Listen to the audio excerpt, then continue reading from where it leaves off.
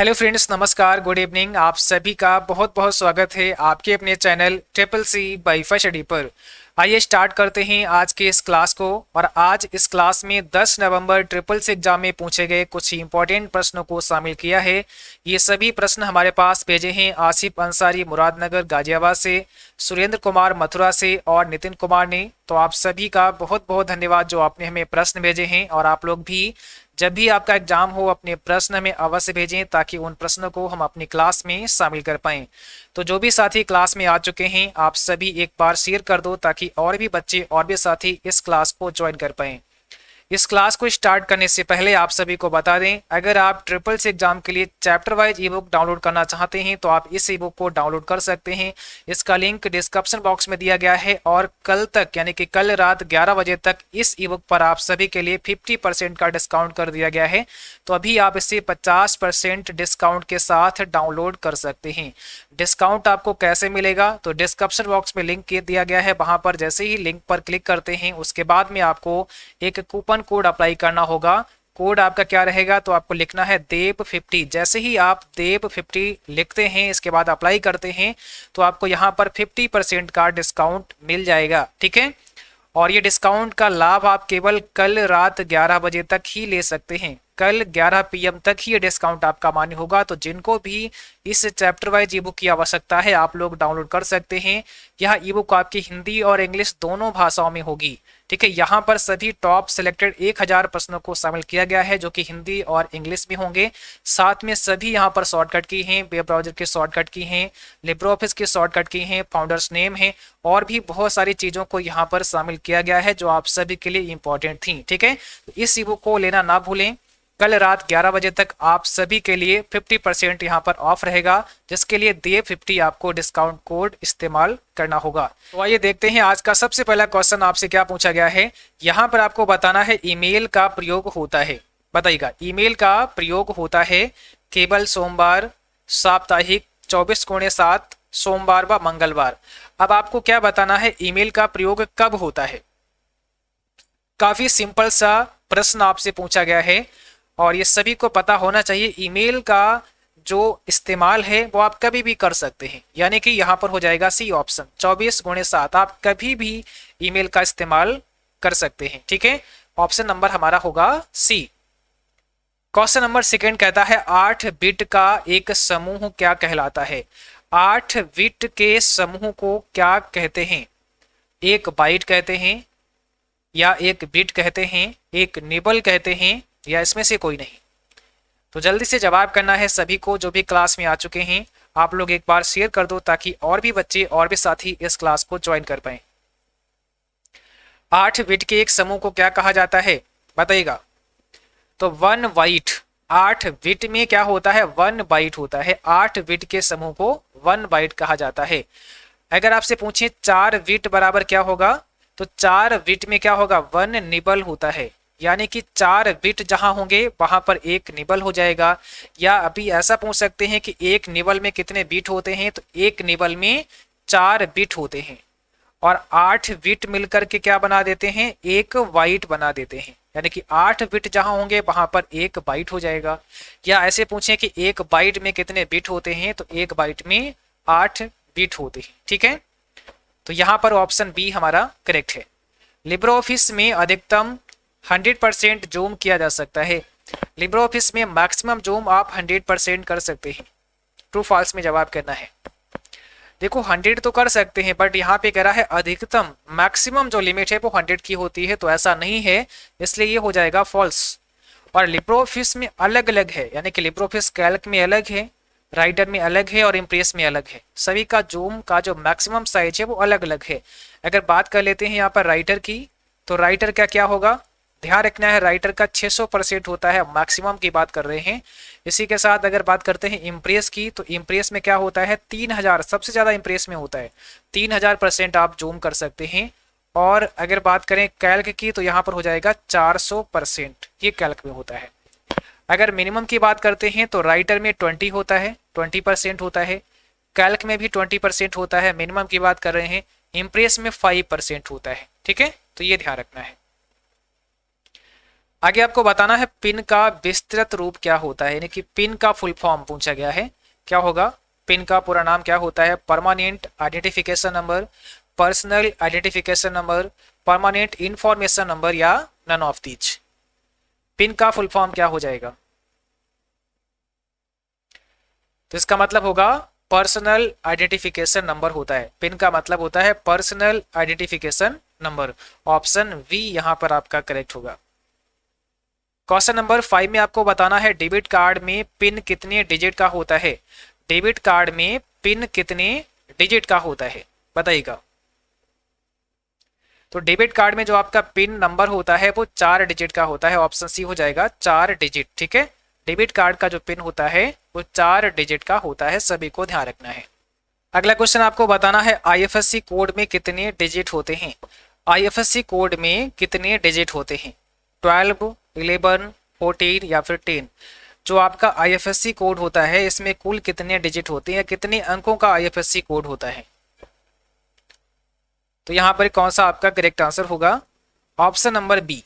Total यहाँ पर जो आपके डिजिट होते हैं आईएफएससी कोड में वो आपके 11 होते हैं, 11 होते हैं, यानी कि 11 अंकों का एक आईएफएससी कोड होता है, जिसमें अगर आप बात करते हैं शुरुआत के जो 4 डिजिट होते हैं वो बैंक के नेम को दर्शाते हैं, मीन्स कौन सा बैंक है। ठीक है, यानी कि बैंक के नेम को दर्शाते हैं शुरुआत के 4 डिजिट, और बाकी पांचवा यहाँ पर क्या होता है? 0 होता है। पांचवा जो डिजिट होता है वो 0 होता है। लास्ट के जो 6 डिजिट आपके होते हैं ये ब्रांच को दर्शाते हैं कि कौन सी ब्रांच है। तो अधिकांश ही आपसे पूछ लेते हैं कि जो आईएफएससी कोड होता है उसमें कितने डिजिट बैंक के नेम को दर्शाते हैं, कितने आपके जो ब्रांच है उसके नेम को दर्शाते हैं। तो शुरुआत के 4 डिजिट बैंक नेम को बताते हैं, पांचवा आपका 0 होता है, और 6 जो लास्ट का डिजिट होते हैं ये ब्रांच कौन सी है इसको दर्शाते हैं। ठीक है, टोटल जो डिजिट होते हैं वो आपके कितने होते हैं? 11 होते हैं, 11 होते हैं। अगला क्वेश्चन देखिएगा, निम्न में कौन सा फार्मूला सही है? सही यानी कि वैलिड फार्मूला आपको बताना है। पहला देखो, इक्वल सम A1 कॉलन A4 दिया गया है। इसके बाद केवल सम A1 का A1 कॉलन A4 दिया गया है। फिर इक्वल सम A1 डैश A4 दिया गया है, और नन ऑफ दीज का ऑप्शन है। तो इसमें कौन सा सही है? जब सभी में इक्वल दिया है तो यहां पर देखो ये जो बी ऑप्शन इसमें इक्वल नहीं दिया गया है, ये तो आपका हो ही नहीं सकता है। ठीक है, यहां पर डैश नहीं यूज हो सकता है, तो क्या होगा फिर? ऑप्शन पहला हो जाएगा इक्वल सम A1 कॉलन A4, ये आपका राइट आंसर हो जाएगा। ये आपको ध्यान रखना है। ठीक है, बट अगर कभी ऐसा मिले और किसी में भी इक्वल का सिंबल दिया ही ना गया हो, किसी में भी इक्वल ना दिया गया हो, तो फिर आपको उसमें से ही एक सेलेक्ट करना पड़ेगा। बट यहाँ देखो इसमें इक्वल दिया, इसमें इक्वल दिया, यहाँ नहीं दिया, तो इसको तो आप सेलेक्ट सही नहीं कर सकते हैं, है ना। वैसे अगर इसमें इक्वल लगा देंगे तो बिल्कुल सही है, बट इक्वल ना लगने से ये आपका गलत हो गया। और आपको पता है आपके सामने इक्वल वाला दिया है, तो यही फिर आपको सही करना पड़ेगा। इसलिए यहाँ पर हमारा फर्स्ट ऑप्शन करेक्ट हो जाएगा। ओके, मैसेंजर किसका प्रोडक्ट है? गूगल, फेसबुक, माइक्रोसॉफ्ट या इसमें से कोई नहीं। मैसेंजर किसका प्रोडक्ट है या मैसेंजर किससे संबंधित है? ऐसे भी कई बार पूछते हैं कि मैसेंजर किससे संबंधित है, तो आप सभी बताएंगे मैसेंजर किससे संबंधित है, गूगल, फेसबुक, माइक्रोसॉफ्ट या इसमें से कोई नहीं। ध्यान रखना है मैसेंजर आपका फेसबुक से संबंधित है, यानी कि फेसबुक से संबंधित है आपका मैसेंजर। और फेसबुक एक आपका सोशल नेटवर्किंग साइट है। मैसेंजर क्या है? एक आईएम का एग्जांपल है, एक इंस्टेंट मैसेजिंग के अंतर्गत आता है आपका मैसेंजर। और यहाँ पर आपको बताना है एवरेज निकालने के लिए कौन सा फंक्शन सही है, किस फंक्शन से आप एवरेज ज्ञात कर सकते हैं। ये काफी इंपॉर्टेंट क्वेश्चन है, क्योंकि यहाँ से भी अलग अलग टाइप से सवाल आपसे पूछते हैं। कई बार आपसे पूछते हैं कि एवरेज का कौन सा फॉर्मूला सही है, तो ध्यान रखना है हमेशा एवरेज जो होता है वो फुल लिखा जाता है, कंप्लीट एवरेज आपका लिखा जाएगा। ये शॉर्ट में जैसे यहाँ लिखा ना AVG ऐसे करके नहीं लिखते हैं, पूरा एवरेज लिखते हैं, तो ये तो सही नहीं हो सकता है। यहाँ पर 1,1-V लिखा हुआ है, भी सही नहीं आपका हो सकता है। और यहाँ आपका सही जवाब है option B, average A1 colon B1, इससे आप एवरेज निकाल सकते हैं, औसत ज्ञात कर सकते हैं। तो बी ऑप्शन हमारा यहाँ पे सही हो जाएगा। A1 और B1 यहाँ कोई रेंज आप दे सकते हैं, इसके बीच में जो वैल्यू होगी उसका औसत ज्ञात कर देगा, एवरेज ज्ञात कर देगा। चलिए हम आपको यहाँ पर एक बार एग्जाम्पल से समझा देते हैं। जैसे मान लिया हमें एवरेज ज्ञात करना है, तो या तो हम कोई वैल्यू किसी सेल में पहले से लिख सकते हैं। ठीक है, जैसे मान लिया हमने यहाँ C के अंदर लिखा है 5 डी के अंदर लिखा है 6 और ई के अंदर लिखा है हमने 4। अब यहाँ पर देखो 5 6 4, इसका हमें एवरेज ज्ञात करना है, औसत ज्ञात करना है। तो हमें क्या करना पड़ेगा, हमारे यहाँ पर फॉर्मूला लगाएंगे, इक्वल लिखेंगे, एवरेज हमें यहाँ लिखना पड़ेगा। इसके बाद में आप चाहो तो इनको सेलेक्ट कर लो ऐसे करके, तो ये रेंज बन जाएगा। अब देखो यहाँ C2 कॉलन E2 आ चुका है, एक रेंज बन गई यहाँ पर। अब हम जैसे ही इंटरप्रेस करते हैं तो यहाँ पर इसका जो औसत आया वो 5 निकल के आया। देखो यहाँ पे 5 है, 6 है, 4 है, तो 6 और 4 कितना हुआ, 10 हुआ, प्लस 5 यानी कि 15। एवरेज कैसे निकालते हैं, सभी का योग करते हैं और जितनी संख्याएं होती हैं उसे से डिवाइड कर देते हैं। तो यहाँ पे 5 और 6 11 और 4 15, डिवाइड किससे करना पड़ेगा, 3 से। तो आंसर आपका 5 होगा। तो इसका औसत कितना आया, 5 निकल के आ गया है ना। तो इस प्रकार से औसत निकालने का जो फार्मूला होता है वो पूरा कंप्लीट एवरेज आप लिखेंगे, उसके बाद में यहाँ पर आपकी सेल रेंज होगी। ठीक है, ऑप्शन नंबर यहाँ पर बी करेक्ट है। चलो, रुपए कार्ड को किसके द्वारा विकसित किया गया, रुपए कार्ड को किसके द्वारा विकसित किया गया था, ये आपको बताना है। तो याद रखना है सभी को, एनपीसीआई के द्वारा, national payments corporation of India के द्वारा रुपए कार्ड को विकसित किया गया। ध्यान रखना है, national payments corporation of India, ठीक है, एनपीसीआई। विंडोज 10 एक ओपन सोर्स ऑपरेटिंग सिस्टम का प्रकार है। विंडोज 10 एक ओपन सोर्स ऑपरेटिंग सिस्टम का प्रकार है। ट्रू फॉल्स में इसका जवाब करना है, क्या होगा इसका राइट आंसर। विंडोज 10 कैसा है, ओपन सोर्स है, तो ये हो जाएगा फॉल्स, क्योंकि आपको पता है विंडोज 10 एक प्रोप्राइटरी ऑपरेटिंग सिस्टम है, ना कि ओपन सोर्स, है ना। इसके लिए आपको लाइसेंस लेने की आवश्यकता होती है, तो यहां पर ये हो जाएगा फॉल्स। ओपन सोर्स क्या होता है, जो फ्रीली अवेलेबल होता है, जिसे आप फ्री में इस्तेमाल कर सकते हैं, जिसके लिए कोई लाइसेंस लेने की आवश्यकता नहीं होती है, उसे ओपन सोर्स बोला जाता है। ठीक है, तो यहाँ विंडोज 10 आपका ओपन सोर्स नहीं है। ठीक है, ये ध्यान रखना है, ऑप्शन बी यहाँ पे करेक्ट होगा। अमेरिकन डेबिट कार्ड में CVV कितने डिजिट का होता है, ये भी काफी इंपॉर्टेंट क्वेश्चन है, अधिकांश एग्जाम में पूछा जाता है प्रश्न। अमेरिकन डेबिट कार्ड में CVV नंबर कितने डिजिट का होता है, बताइएगा। अगर आपसे सवाल करें, जो आपका डेबिट कार्ड होता है, जो आपका ETF कार्ड जैसे आप बोलते हैं, इसमें जो CVV नंबर होता है वो कितने डिजिट का होता है, तो आप बोलेंगे सर 3 डिजिट का होता है, 3 अंकों का होता है आपका CVV नंबर। इसका मतलब होता है कार्ड वेरिफिकेशन वैल्यू, तो ये 3 डिजिट का होता है। But American express card debit card की अगर बात करते हैं तो ये 4 डिजिट का होता है। ऑप्शन सी हो जाएगा यहाँ पर 4। डेबिट कार्ड में जो एक्सपायरी होता है वो दर्शाते हैं, कैसे, किस फॉर्मेट में एक्सपायरी डेट दर्शाई जाती है। आपका जो डेबिट कार्ड है उसमें एक्सपायरी डेट किस फॉर्मेट में होती है, क्या वो DD और बाई में होती है, क्या वो और बाई में होती है, DD और बाई में होती है। तो आपने ध्यान दिया होगा वहां पर मंथ होता है और ईयर होता है, मंथ और ईयर यानी कि और बाई होता है। सो ऑप्शन नंबर बी यहाँ पे करेक्ट होगा। ठीक है, TCP/IP में कितनी लेयर होती हैं, आपका जो TCP/IP है यानी कि transmission control protocol internet protocol है, इसमें कितनी लेयर होती हैं, बताओ जल्दी से जवाब करो सभी कमेंट बॉक्स में। और भाई अगर लाइक नहीं किया है क्लास को तो लाइक करो, शेयर करो, और जिन बच्चों ने चैनल को सब्सक्राइब नहीं किया है तो सभी को सब्सक्राइब भी करना है। ठीक है, तो ऑप्शन पहला होगा 4। TCP/IP में कितनी लेयर होती हैं, 4 लेयर होती हैं, ध्यान रखना होगा। कभी आपसे पूछें OSI मॉडल में कितनी लेयर होती हैं, तो आपको बताना है 7 लेयर होती हैं। OSI मॉडल में 7 लेयर होती हैं, TCP/IP मॉडल में 4 लेयर होती हैं, 4 लेयर होती हैं।